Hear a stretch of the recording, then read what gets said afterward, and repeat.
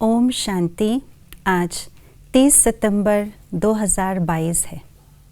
हम सब इस पुरुषार्थी जीवन में पुरुषार्थ कर रहे हैं और तीव्र गति से आगे बढ़ रहे हैं, और विशेष रूप से पुरुषार्थ यही है कि बाबा का हम स्मृति स्वरूप बन कर के रहे। तो आइए हम जानते हैं आज के स्लोगन से कि स्मृति स्वरूप सदा बनने के लिए हमें क्या करना होगा। लवलीन स्थिति का अनुभव करो तो स्मृति विस्मृति के युद्ध में समय नहीं जाएगा। बाबा की याद की श्रेष्ठ स्थितियों में से यह लवलीन स्थिति भी एक है। लवलीन स्थिति अर्थात जब आत्मा प्यार के सागर बाबा के प्यार के लहरों में अंदर डूबे हुए अनुभव करते हैं। कहने का भावार्थ यही है, बाबा के प्यार में सदा समाये हुए रहती है आत्मा।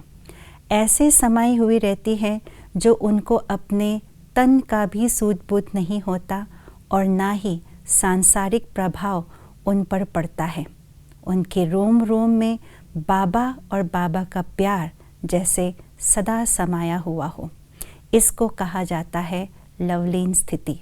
बाबा ने एक मुरली में ये भी कहा हुआ है कि जो लवलीन स्थिति में आत्मा रहती है वो माया प्रूफ आत्मा है।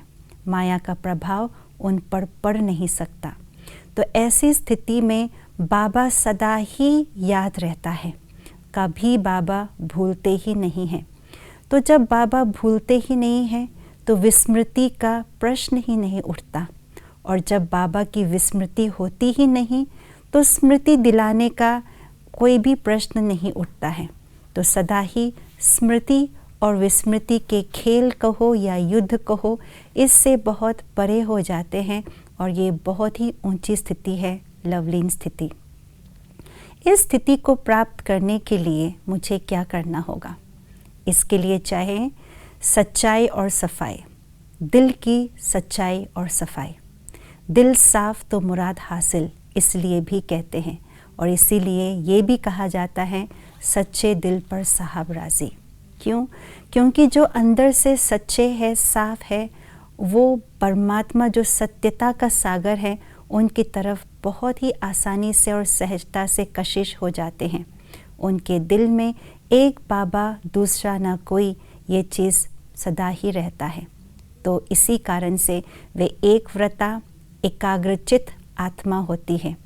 तो बाबा के सिवाय इनका मन बुद्धि कहीं नहीं जाती है, इसलिए बाबा के प्यार में सदा लवलीन हो जाते हैं। तो आइए हम भी अपने दिल को साफ रखें, सच्चे रखें, ताकि बाबा के प्रति मेरा कशिश और दुगुना तिगुना बढ़ जाए, और एक बाबा दूसरा न कोई इसी स्थिति में लवलीन हो जाए। ओम शांति।